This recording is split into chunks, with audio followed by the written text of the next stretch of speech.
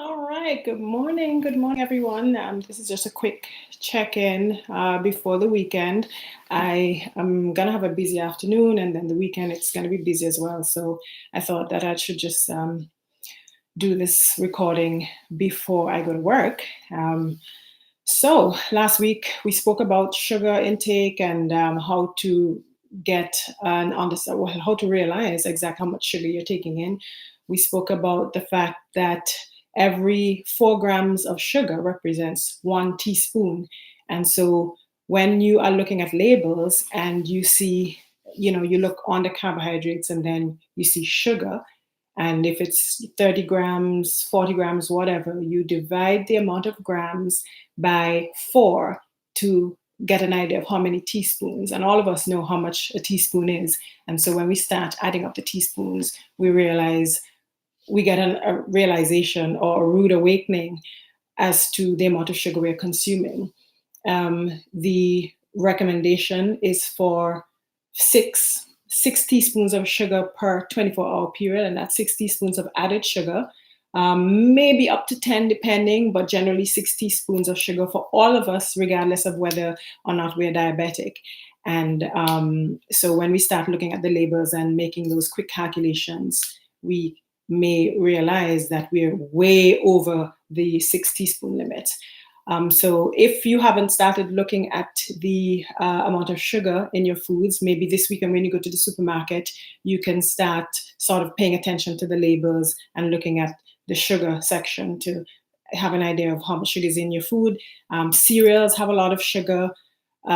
Different snack foods, snack bars, some of those can have an enormous amount of sugar. Even things that are supposed to be healthy, a lot of times they push the low fat thing, but then because low fat foods might not taste as good, they replace the fat with sugar, and then you look and realize that you have two teaspoons of sugar in a bar. But then if you're eating a couple bars per day and then other snacks, then the amount of teaspoons of sugar can add up. So you might wonder, what to eat anyway. Like what on earth to eat? How do you figure out what to eat?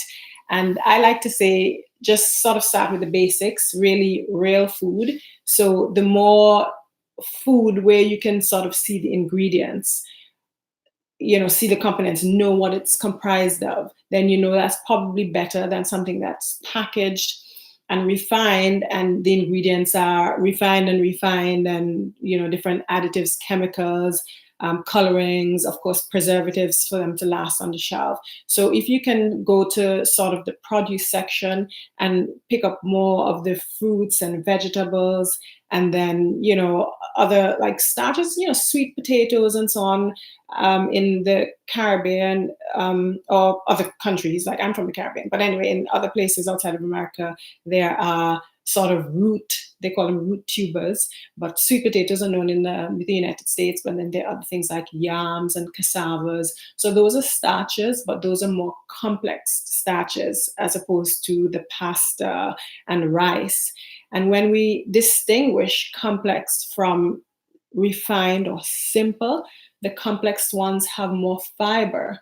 So even though it's a starchy food that gets converted to sugar in the body, because of all that fiber, that slows down the digestion in the stomach, and so you have a more slow, steady release of the sugar, a slow breakdown, and so it's not gonna shoot up your blood sugar levels as rapidly as something like pasta, maybe rice, but especially pasta and maybe some of the more, I don't know, sometimes I think there's like mixes that you can use to make mashed potatoes and so on. So those simple, more refined starches are so easily digested, so rapidly digested. So it's broken down quickly, and then you have quick absorption, and then you can have really higher rises of the sugar levels in the blood.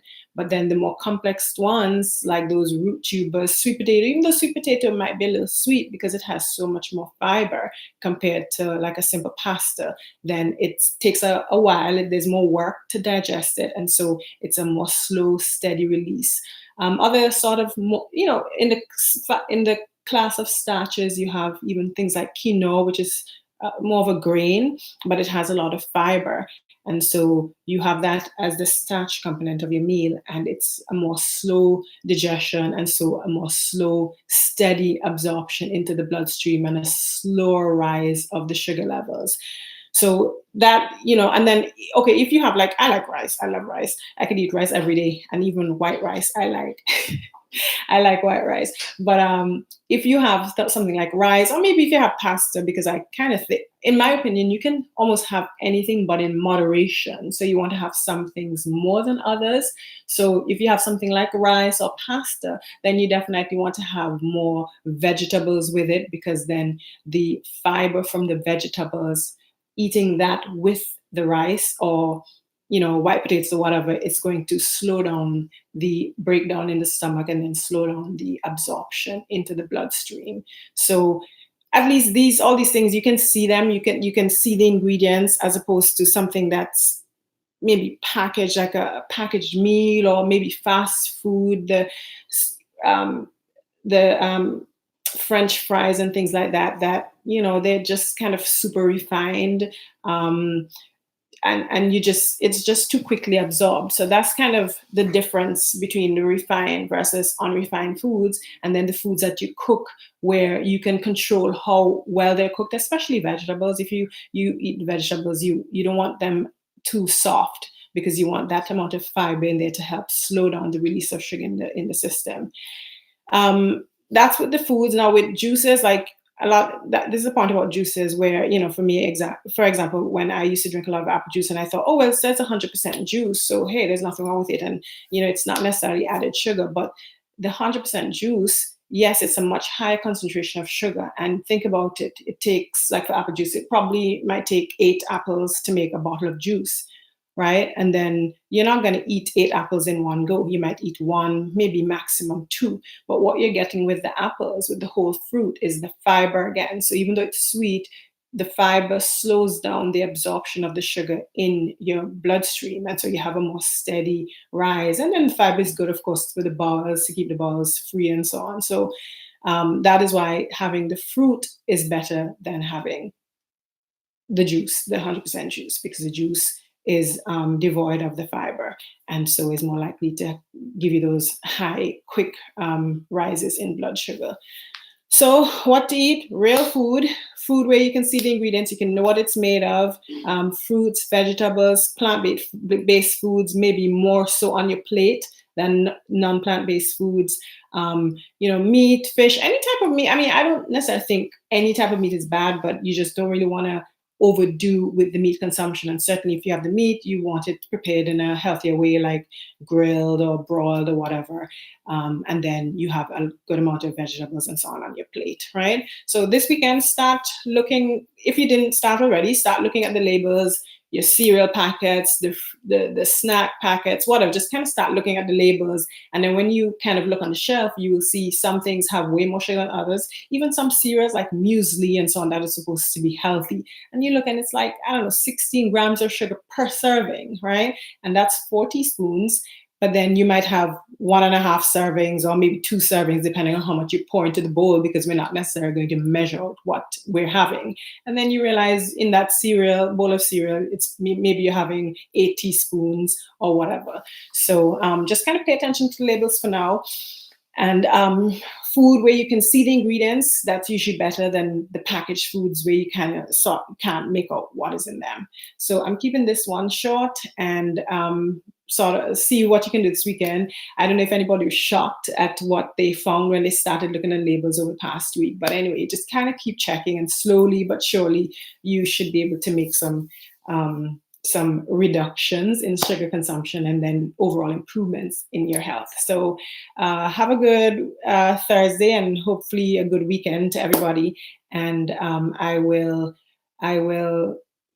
to try to do these videos every Thursday, but maybe I should do it twice a week, but I'll see, it depends on my timing and so on. But anyway, I'm going to try to get some sort of schedule for everyone. All right, Lucretia, hello, good day. And thanks again to everyone for watching. As I said, there are a lot of options out there. So if I can add a little value from my end, that's good. And hopefully you can all have some sort of improvement in your health. All right, well, have a good one.